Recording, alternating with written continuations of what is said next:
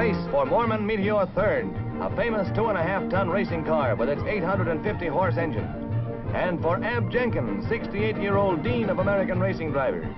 It's the end of a long, colorful career for the former mayor of Salt Lake City, holder of many safety awards, as he goes for one last dash on the Bonneville Salt Flats. He's off to break 40 American and world records over the vast Salt Flats where he first started racing 20 years ago. Just short of the 200-mile mark, with 24 new records under his belt, the engine suddenly overheats. Blinded by smoke and fumes, Jenkins has to call it quits. Old Mormon Meteor, a smoking meteor at that, has set its last speed mark. And Jenkins, the old master racer, winds up a fabulous career behind the wheel.